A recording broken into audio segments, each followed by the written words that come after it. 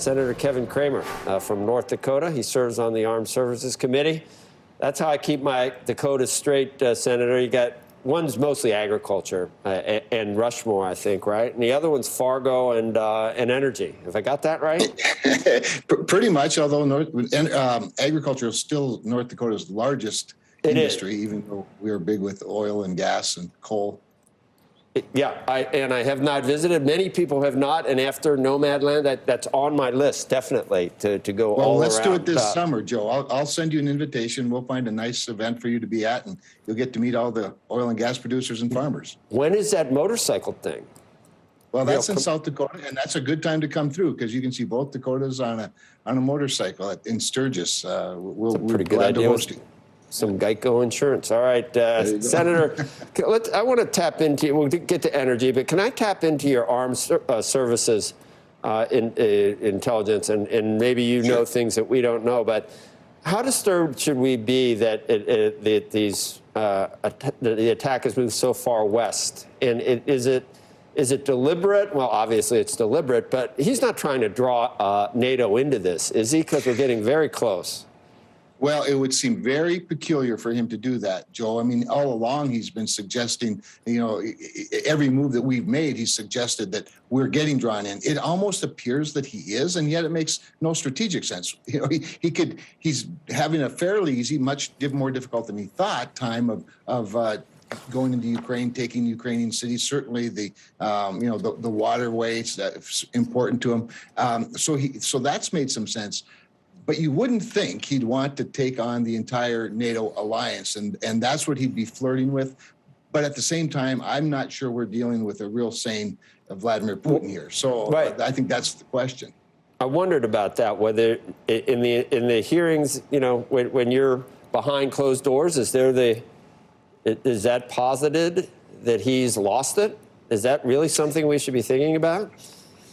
Well, we don't have a lot of psychiatrists in our hearings necessarily, but there's no question. We could use a few. Well, but there's no question that he has evolved into a much less rational and strategic leader than he was, even a few years ago. So, yeah, there is concern about that, and that's something we've got to watch closely, obviously. But it's also why we should be arming the people of Ukraine better. We've been dragging our feet at every turn. When I say we, I mean the administration, and they've made a lot of decisions to send lethal weapons and more aid, and the president just announced another $200 million worth. But we should have done a lot more, a lot sooner, in a preemptive effort here. So that brings us to the Polish MiG situation. If we know that he's already bombing right near the border with Poland because of supply, weapon supplies or whatever coming from there, that would seem that would be an escalation, in his view, of what the United States or what NATO is doing. And did we want to do that? Did it make a difference if it went through Germany, if it went straight from Poland, didn't land on a U.S. base? Would it have made a difference? Do you think we should have done that and supplied Ukraine with MiGs? Well, personally, Joe, I don't think we ought to let Vladimir Putin determine what we do.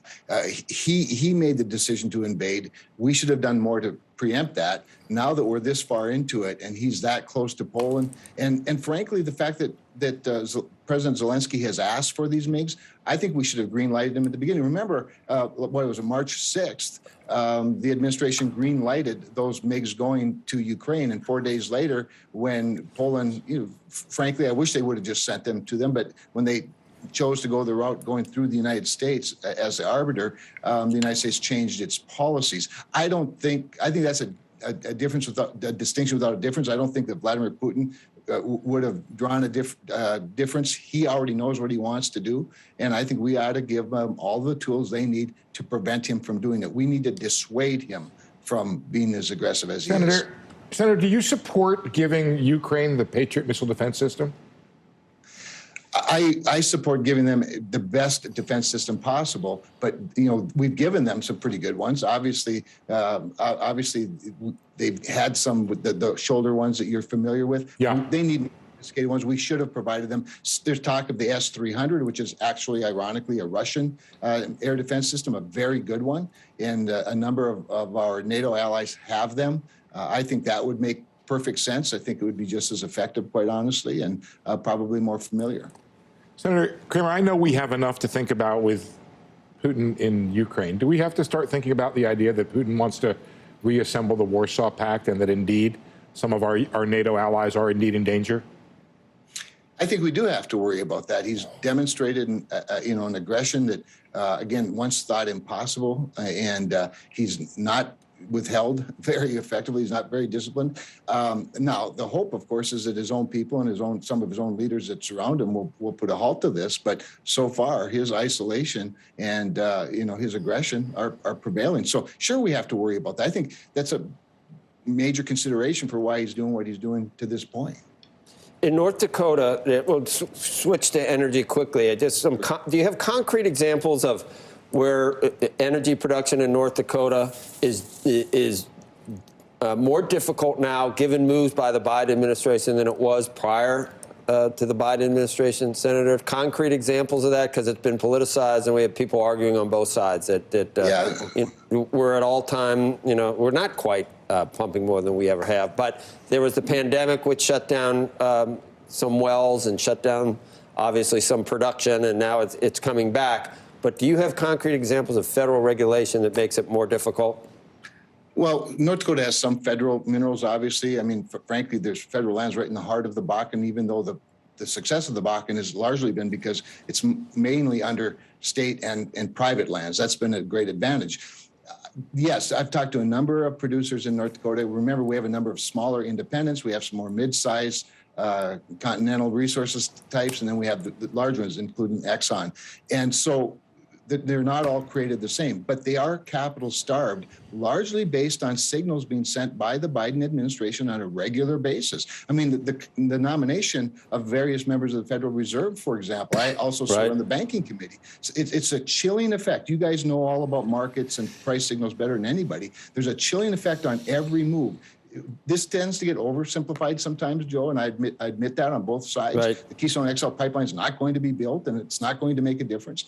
But it's a symbol of the larger issue of really bad signals being sent, whether it's through regulation, taxation, flirting with Maduro in Venezuela, or the Ayatollah in Iran to fill the voids. It's crazy. North Dakota is down about 400 to 500,000 barrels per day from our peak, and if the right capital messages were being sent to the markets, I think we could pick up, another couple of 100 to 400,000 barrels per day. But the investors have to get the right message, and this has to be a midterm to long-term play. You can't simply say, okay, we're going to allow drilling now for the next couple of months. Go ahead and invest hundreds of millions of dollars.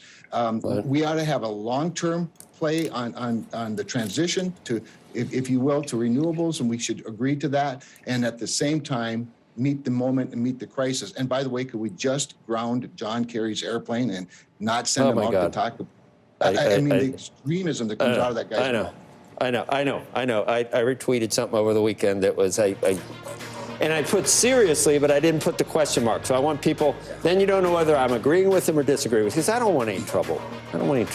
on Twitter. But Senator, as far as all you got to do is read the executive order from January 27th. Right. It says we want to leave fossil fuels in the ground. And he actually, you can watch the president say before he's elected, I'm going to end the fossil fuel industry. And now that we need it, it's like, who, me? I never. It's rich to watch. It is very rich. And again, I go back to this Fed nominee. I mean, we're sitting on Sarah Bloom Raskin right now, who's been nominated, as you know, to be vice chair for supervision. Leisman's going to get mad if I can tell he's chafing. We got to end it. I didn't want to go here. $104 a barrel, Joe. I'm sorry. Do you really I'm sorry, Senator. At $104 a barrel, it was going to happen. It just seems like Sarah Bloom Raskin's nomination is not that much of a hindrance. Okay. All right. I respect the senator. But you think it's okay for the Fed to decide who opens the spigot to which industry? I don't think that's right at all. I hope not. Thank you, Senator. I don't think that's right at all. You bet you're real good. I love both Dakotas. I just think there's $70 of... I can't pick the Dakota I like more. $50 of incentive beyond Sarah Bloom Raskin to drill oil. Where's Wall Drug? Senator? Is that north or south? That's in South Dakota, but North Dakota's sorry. on the way. So come through Fargo and Bismarck. Bring Steve with you. We'll introduce him to some people in the biz and in the energy. We'll have a nice little Good roundtable idea. in Bismarck. Good idea. Good idea. Open his eyes. All right. Thanks, Coming Senator. up.